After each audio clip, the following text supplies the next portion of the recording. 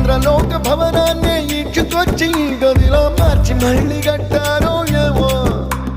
మాయజాలము తెలుసు మంత్రగారడి తెలుసు రెంటి కన్న ఇది ఇంకోటేమో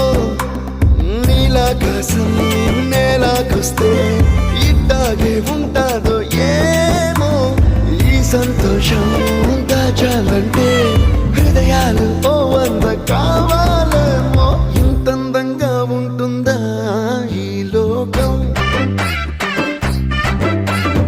ఇన్నాళ్ళు ఈ మనసుకి తెలియాలేదే పాపం